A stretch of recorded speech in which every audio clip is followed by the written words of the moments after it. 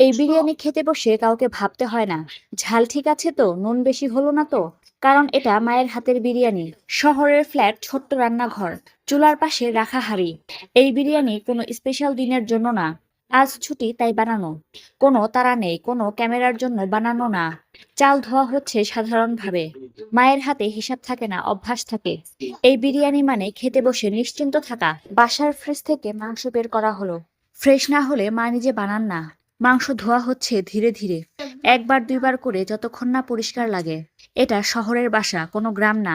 পানি মাপা, গ্যাসের আঁচ মাপা, সব জানা। ম্যারিনেশনের জন্য লাগবে মাংস, লবণ, আদা বাটা, রসুন বাটা, দই, সামান্য লাল মরিচ, জিরা গুঁড়া, ধনিয়া গুঁড়া। কোনো স্পেশাল মশলা বলা হচ্ছে না, যা ঘরে থাকে তাই। মায়ের হাতের বিরিয়ানি মানে সহজ। প্রথমে চাল ভিজিয়ে রেখেছি। বাসমতি চাল হলে ভালো, না হলেও সমস্যা নেই। খেয়াল রাখতে হবে চাল যেন ভাঙা না হয়, কারণ এটাই আসল। এই সময় মা চুলার সামনে বসে থাকেন না, কারণ তিনি জানেন সময় লাগবে। গরম তেলে পেঁয়াজ ভেজে নিচ্ছি প্রথমেই।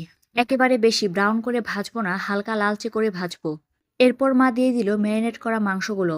ভালোভাবে নেড়েচেড়ে ঢাকনা দিয়ে কষিয়ে নিল। মনে রাখতে হবে নাড়াচাড়া খুব একটা বেশি করা যাবে না, কম করতে হবে। কারণ এটাই পার্থক্য। এই সময়টায় বাসায় গন্ধ ছড়ায়। কেউ জিজ্ঞেস করে না আর কতক্ষণ, কারণ সবাই জানে ঠিক সময়েই হবে। এটাই নিশ্চিত। কষানো মাংসগুলোর উপরে মা চাল দিয়ে দিল। পানি দিয়ে দিল চালের উপর 1 আঙুল পরিমাণে।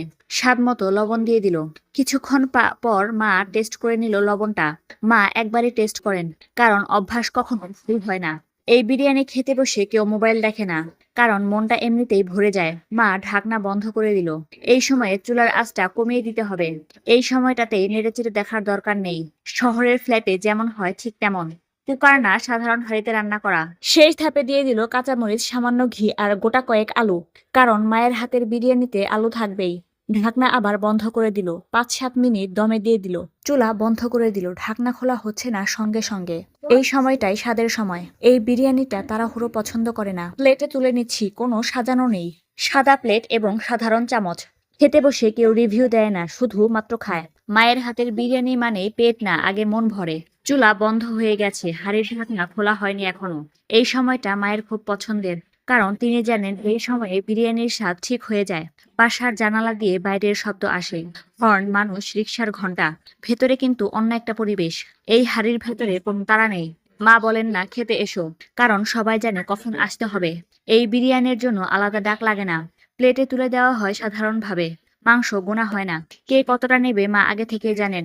খেতে বসে কেউ বলে না আজকে আলাদা হয়েছে, কারণ এই স্বাদটা পরিচিত। এই নিশ্চিন্তটাই আসল। 1 চামচ ভাত, একটু মাংস, একটু আলো। কেউ ছবি তোলে, কেউ তোলে না। তাতে কিছু আসে যায় না, কারণ এটা বানানো হয়েছে খাওয়ার জন্য। মায়ের হাতের বিরিয়ানি মানে খেতে খেতে কথা কমে যায়, মনটা শান্ত হয়ে আসে। এই খাবারের পর আলাদা করে কিছু লাগে না। ডেজার্ট না, পান না, 1 গ্লাস পানি হলে যথেষ্ট। বিরিয়ানি শেষ হলে মা জিজ্ঞেস করেন না ভালো হয়েছে, কারণ উত্তরটা তিনি আগেই জানেন। এই বিরিয়ানিতে কোনো রিভিউ দরকার হয় না। এটা শুধু খাওয়া হয় নিশ্চিন্তভাবে।